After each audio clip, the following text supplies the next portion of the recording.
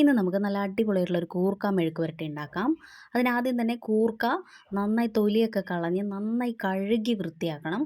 അതിനുശേഷം അത് കട്ട് ചെയ്യണം. കട്ട് ചെയ്തതിന് ശേഷവും ഒന്നും കൂടെ കഴുകണേ. എന്നാൽ മാത്രമേ അതിൻ്റെ കംപ്ലീറ്റ് ആയിട്ടുള്ള മണ്ണും എല്ലാം പോകത്തുള്ളൂ. എന്നിട്ട് കുറച്ച് ഉപ്പിട്ട് നന്നായിട്ട് ആ കൂർക്ക വേവിച്ചെടുക്കണം. കൂർക്കയുടെ മുകളിൽ വെള്ളം നിൽക്കണേ. എന്നാൽ മാത്രമേ അത് വെന്ത് വരുമ്പോൾ ടേസ്റ്റ് ഉണ്ടാവുള്ളൂ. പിന്നെ അതിന് ശേഷം കുറച്ച് ചെറിയുള്ളിയും കുറച്ച് ഉണക്കമുളകും എടുത്ത് ഒന്ന് ക്രഷ് ചെയ്തെടുക്കുക.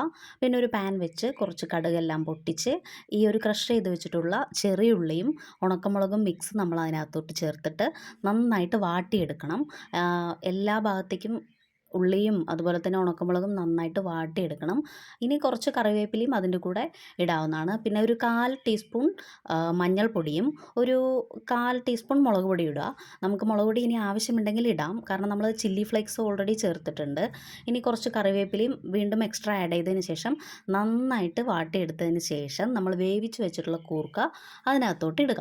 അതിനകത്തോട്ട് ഇടുന്ന സമയത്ത് ആ കൂർക്കയിൽ കുറച്ച് വെള്ളം വേണേ. അതായത് കൂർക്ക വേവിച്ച വെള്ളം ഒരിക്കലും നമ്മൾ കളയരുത്.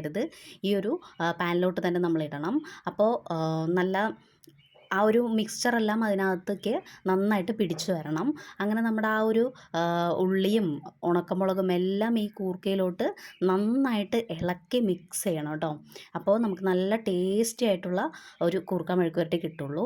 അതുപോലെ തന്നെ ഇതെല്ലാം മിക്സ് ചെയ്തതിന് ശേഷം കുറച്ച് വെളിച്ചെണ്ണയും കൂടെ ആഡ് ചെയ്താൽ നമ്മുടെ അടിപൊളിയായിട്ടുള്ള കൂർക്ക മെഴുക്ക് പുരട്ടി റെഡി.